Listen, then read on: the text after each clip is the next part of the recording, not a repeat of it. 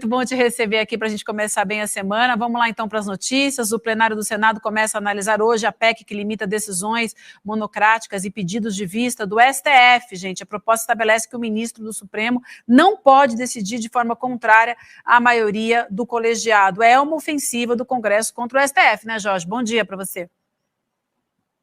Bom dia, Vivian. Bom dia, William. Bom dia, Rodrigo. Bom dia, nossa comunidade de CL. Sim, Vivian, de fato é a materialização de um movimento muito direto em tentar, de alguma forma, enquadrar o Supremo naquilo que a ala mais extremada bolsonarista entende como uma exacerbação do trabalho do Supremo Tribunal Federal.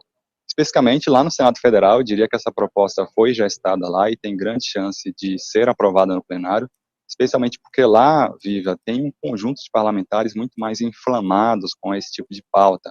A exemplo de Damares, a exemplo de Magno Malta, a exemplo de Flávio Bolsonaro, entre outros, como Mourão. A gente poderia citar aqui diversos nomes que têm político de constantemente buscar fragilizar ou de até mesmo criticar o Supremo. Claro que todos os três poderes constitucionais são passíveis de serem criticados. Agora, e isso também faz parte de um conjunto de equilíbrio e reequilíbrio contínuo da República. A que vê nessa proposta é realmente uma tentativa de alguma forma emparedar.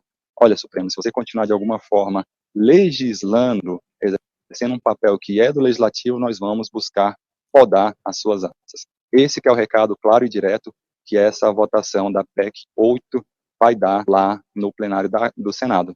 Aqui na Câmara, tem um conjunto de outras ações, vale dizer que tanto o Arthur Lira quanto o Rodrigo Pacheco tiveram agenda internacional nos últimos dias, então essa é uma semana inteira, né, completa, sem um feriado específico. Na próxima semana tem de novo um feriado no meio da semana, então a gente vai ver aqui um conjunto de votações, e o que eu ouvi agora há pouco aqui é que o tratoraço, tanto na Câmara quanto no Senado, agora é a versão 4.0, porque além de poder de pautar, que já é comum, eles também têm o poder de ter um controle muito grande sobre a maioria dos plenários. Então essa PEC deve, por essa avaliação inicial, ser aprovada no Senado, contudo, aqui na Câmara, ela deve ser barrada. Por quê? Porque, como eu disse, as casas, Câmara e Senado, que formam o Congresso Nacional, percepções diferentes sobre essa questão da atuação do Supremo. O Senado, como eu disse, é mais inflamado e vai e tende a aprovar essa nas próximas horas. Por outro lado, Arthur Lira é um pouco mais conciliador no que diz respeito a esse Supremo. Ele não deve colocar muita energia para essa aprovação rápida aqui na Câmara nessa semana, e tão logo ela chega aqui também muito mais burocrático e menos intencional do que está fazendo o Rodrigo Pacheco aqui do lado. Misael, me parece que é mais um jogo de recados, né, para o Poder Executivo. Então, quando o Arthur Lira avançava contra o Lula e fazia uma espécie de chantagem política em relação ao Lula, o Rodrigo Pacheco se mostrava como moderado. Agora que o Senado avança com essa PEC, o Arthur Lira diz, não, eles podem até aprovar lá, mas daí a gente segura aqui na Câmara. E aí fica dos dois lados, Câmara e Senado, me parece, você me corrige se não for bem isso, mas a impressão que dá olhando daqui, não aí de Brasília onde você está, é de que eles guardam as duas munições na gaveta, dizendo para o governo, não brinque com a gente. Se brincar, nós temos munição para atrapalhar e muito a vida do presidente Lula, o que mostra como é que se dá a configuração tanto da Câmara quanto do Senado, não é isso? O que eu colocaria como comentário que segue por um caminho muito interessante, Rodrigo, é que, de novo, eles têm papéis enquanto Congresso Nacional unidos, mas cada um são diferentes sobre cada pauta. Então se movimentar no que diz respeito ao Congresso para buscar mais orçamento direto do Poder Executivo, mas no que diz respeito a esse reequilíbrio, você falou uma palavra muito séria. O reequilíbrio entre os poderes não pode servir de chantagem, especialmente no que diz respeito à proposta de emenda à Constituição. A Constituição é nosso regramento maior.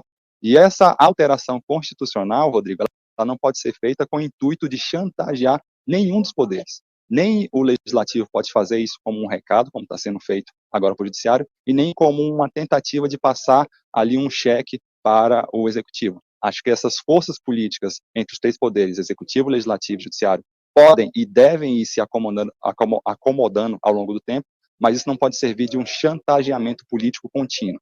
Então, a gente vai acompanhar aqui realmente, lá no Senado, muito acelerado, aqui, por interesses diversos, um pouco mais lento, mas é importante a gente perceber essa dinâmica das casas aqui no Congresso Nacional.